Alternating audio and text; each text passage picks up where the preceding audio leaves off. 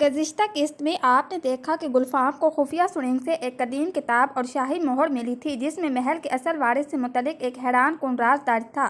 اس دوران کسی نقاب پوش شخص نے اس پر حملہ بھی کیا مگر گلفام کتاب کو بچانے میں کامیاب رہا۔ دوسری طرف سمرا نے ایک بار پھر شیربانو کے دل میں مہربانوں کے خلاف نفرت بھر دی، جبکہ مہربانوں کو ایک پراسرار پیغام ملا کہ وہ رات کے وقت پرانے کنویں کے قریب ہرگز نہ جائے۔ پوری رات محل پر ایک عجیب سا خوف طاری رہا۔ گلفام اپنے کمرے میں بیٹھا بار بار اس قدیم کتاب کے صفحات پڑھنے کی کوشش کر رہا تھا مگر کتاب کے کئی صفحات پھٹے ہوئے تھے۔ جو الفاظ باقی بچے تھے ان سے صرف اتنا اندازہ ہوتا تھا کہ برسوں پہلے شاہی خاندان کے ایک فرد کے ساتھ بہت بڑی ناانصافی ہوئی تھی اور اس سچ کو ہمیشہ کے لیے دفن کر دیا گیا تھا۔ گلفام ابھی انہی خیالوں میں گم تھا کہ اچانک اس کی کھڑکی پر کسی نے ایک چھوٹا سا پتھر مارا۔ اس نے باہر دیکھا تو دور اندھیرے میں ایک سیاہ لباس پہنے شخص کھڑا تھا۔ اس شخص نے ہاتھ کے اشارے سے گلفام کو اپنے پیچھے آنے کا کہا اور پھر جنگل کی طرف بڑھ گیا۔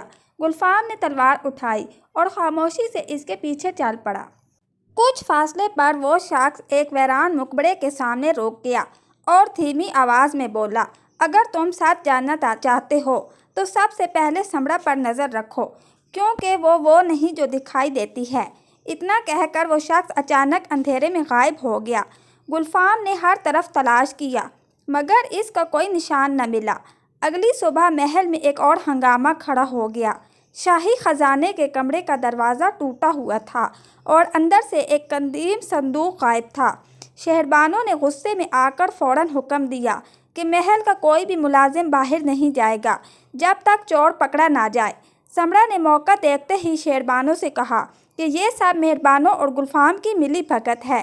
شہربانوں کے دل میں پہلے ہی شک تھا، اس لیے وہ سمرا کی باتوں میں آتی جا رہی تھی، لیکن اسی دوران محل کے بوڑھے محافظ نے آ کر بتایا کہ رات کے آخری پہر اس نے ایک نقاب پوش شخص کو خزانے والے حصے سے نکلتے دیکھا تھا اور وہ شخص مہربانوں نہیں بلکہ کوئی لمبے قد والا مرد تھا۔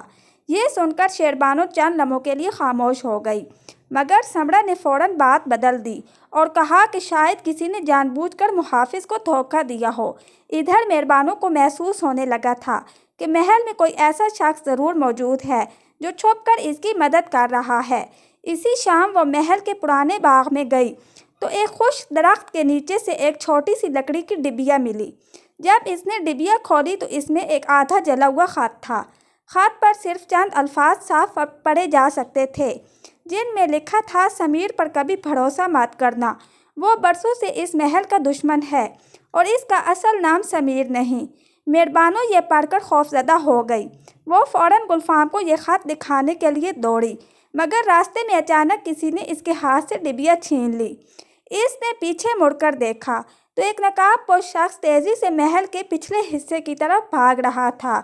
مہربانوں نے شور مچایا تو گلفام بھی وہاں پہنچ گیا اور دونوں اس شخص کے پیچھے دوڑ پڑے۔ کافی دیر تک تعاقب کے بعد وہ شخص محل کی خفیہ سرنگ میں داخل ہو گیا۔ گلفام بھی اس کے پیچھے سرنگ میں اتر گیا مگر اندر پہنچ کر وہ حیران رہ گیا کیونکہ سرنگ کے درمیان ایک بہت بڑا پتھر کھسک چکا تھا اور راستہ مکمل طور پر بند ہو گیا تھا۔ اسی لمحے سرنگ کے اندر سے ایک خوفناک قہقہ گونجا اور کسی نے بلند آواز میں کہا، تم سچ کے بہت قریب پہنچ چکے ہو مگر اب واپس جانا تمہارے لیے آسان نہیں ہوگا۔ گلفام اور مہربانوں نے ایک دوسرے کی طرف دیکھا کیونکہ انہیں پہلی بار محسوس ہوا کہ یہ سازش صرف محل کی دولت تک محدود نہیں بلکہ اس کے پیچھے کئی برس پرانا ایسا راز چھپا ہے جس کی قیمت شاید بہت سی جانیں ہوں۔ آخر وہ نقاب پوش شخص کون تھا؟ سمیر کا اصل نام کیا تھا؟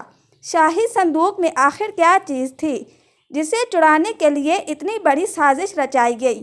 اور کیا گلفام اور مہربانو سرنگ سے زندہ واپس نکل سکیں گے یا دشمن انہیں ہمیشہ کے لیے وہیں قید کر دے گا؟ یہ سب جاننے کے لیے دیکھیے اس کہانی کی آخری اور سب سے حیران کن قسط۔ تب تک کے لیے اپنے چینل صبر و شکر کے ساتھ جڑے رہیے۔ ویڈیو کو لائک کریں، چینل کو سبسکرائب کریں اور بیل آئیکن ضرور دبائیں۔